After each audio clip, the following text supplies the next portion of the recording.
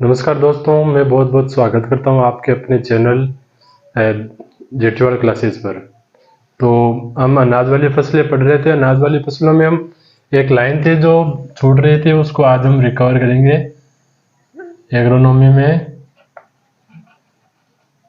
अनाज वाली फसलें हम पढ़ रहे थे।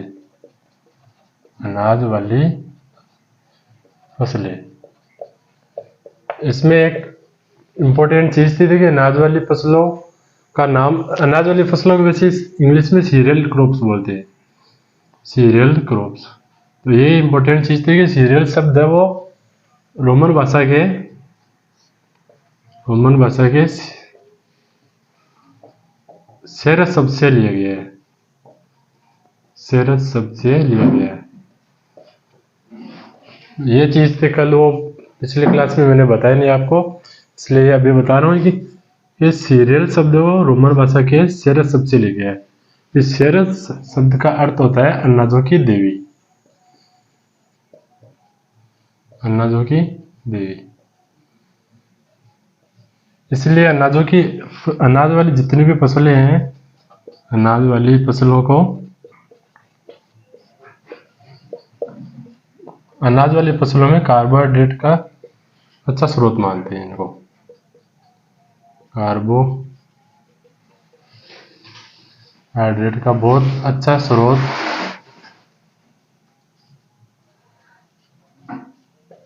स्रोत होती है।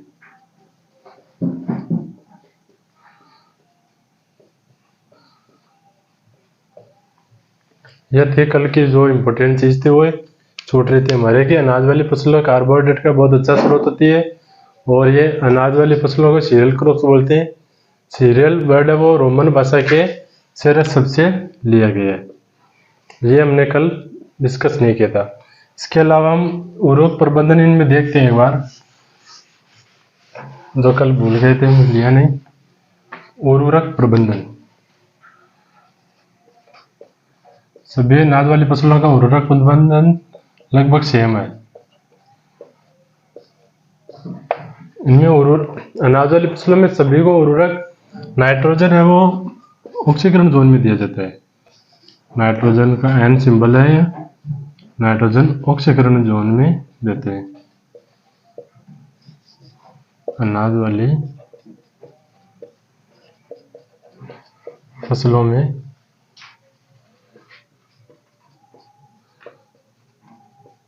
नाइट्रोजन ऑक्सीकरण जोन में देते हैं।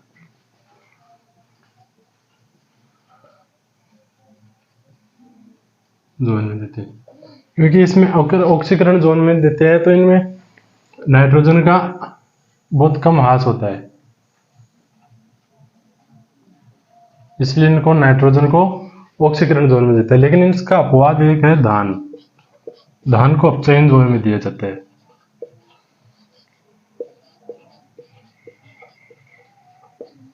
धान में नाइट्रोजन अपचयन जोन में देते हैं,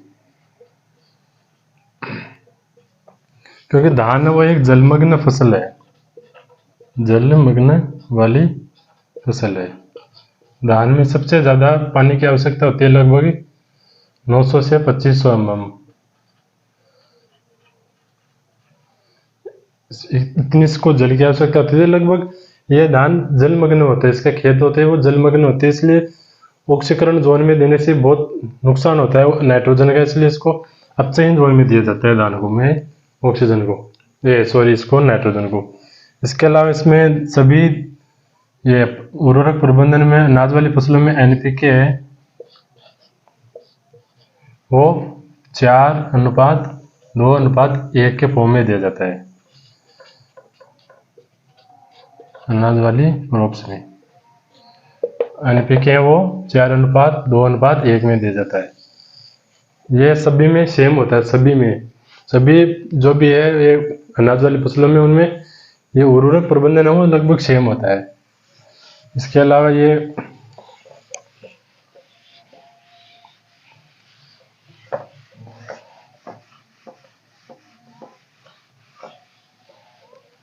एक और लाइन है जो इम्पोर्टेंट है अपने आप में कि फास्फोरस प्रोटीन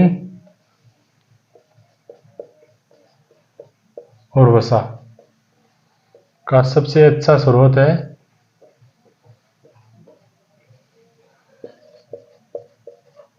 सबसे अच्छा स्रोत वो है बाजरा। वैसे तो सारी अनाज वाली फसलें प्रोटीन, फास्फोरस, कार्बोहाइड्रेट का सबसे अच्छा स्रोत है, लेकिन बाजरा इनमें सबसे ज़्यादा है, सर्वाधिक सर्वाधिक बाजरे में पाया जाता है सब ये तीनों कंपोनेंट्स। तो ये भी लाइन एक अपने आप में इम्पोर्टेंट ही है। इसके अलावा कुछ और भी चीज़ें हैं, जैसे इनके पुष्पक्रम है, इनके बीज दर है, इनके जीन है, इनमें जो भी जीन पाए जाते हैं वो सभी एक बार और डिस्कस कर लेते हैं हम। 1 नंबर पे गेहूं, जौ, धान, ज्वार, बाजरा और मक्का। यही 6 फसलें हैं जो हमने पिछले क्लास में डिस्कस किया था कि ये अनाज वाली फसलें हैं। इनमें सबसे पहले पुष्पक्रम की बात करते हैं हम कि कौन सा पुष्पक्रम, किसमें कौन सा पुष्पक्रम कहा जाता है। तो इनमें सबसे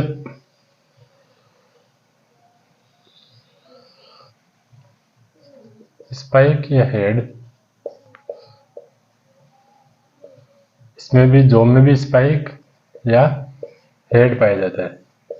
धान और इसमें ज्वार में ओपन पिनिकल पाया जाता है, ओपन पिनिकल इसमें पाया जाता है, दोनों में सेम होता है। बाजरे में होता है वो सिलिंड्रिकल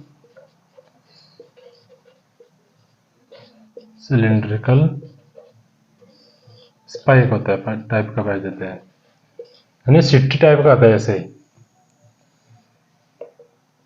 इस प्रकार से दाने, बाजरे के दाने लगे होते हैं और ये सिट्टी प्रकार का, सिट्टी टाइप का होता है। ऐसे ये होता है सिलिंड्रिकल स्पाइकल। मक्का में होता है वो टेसल होता है, टेसल या सिल्क।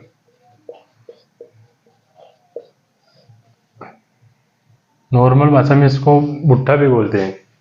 तो ये इसमें पुष्पक्रम हो गया।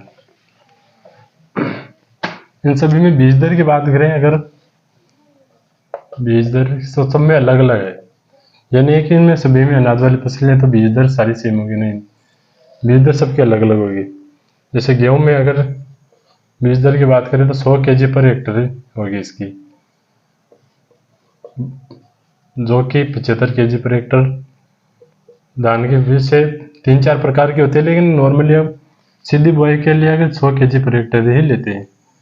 ज्वार की हो जाएगी अपने 12 से 15 या 15 से 20, ये ICR के हिसाब से हैं और ये JET के हिसाब से है। बाजरे में फिक्स है कि 4 से 5 kg ही होती है, सबसे कम इसी की है। मक्का में होते हैं 20 से 25 संकर मक्का के लिए, और 18 से 20 kg संकुल मक्का के लिए।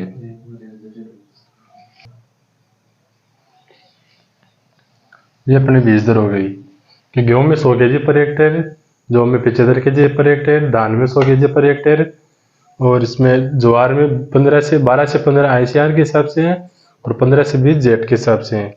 ये जेट में मान्य है और ये ICR में मान्य है, तो इसका स्पेशली ध्यान रखना है। और बाजरे में 4 से 5 kg पर हेक्टेयर, ये सब के लिए सेम है। और मक्का में 20 से 25 किलोग्राम पर हेक्टेयर संकर मक्का के लिए और 18 से 20 किलोग्राम पर हेक्टेयर संकुल मक्का के लिए। इसके अलावा अगर इनमें बात करें तो हम जीन, किस फसल में कौन सा जीन पाया जाता है, तो इसमें नॉर्मली नोरिन 10 जीन पाया जाता है। जो में बता ZU1 ये जीन होता है। धान में होता है DGWJN जीन, ये धान में सबसे, इसका थोड़ा हार्ड नाम है इसलिए इसको 2 बार 3 बार पढ़ लेना। ज्वार में होता है अपने काफिर, ज्वार में काफिर, बाजरे में टिप्थ 23A और मक्का में ओपेक 2। ये इनमें जी प्रमुख रूप से जीन पाए जाते हैं। वापस एक बार रिपीट कर देता हूँ। जैसे गेहूं में नोरिन 10, जौ में UZU1, धान में होता है DGU जीन, ज्वार में है काफिर और बाजरे में टिप 23A और मक्का में ओपेक 2। इसके अलावा इसमें बात करें तो प्रथम संकर किस्म,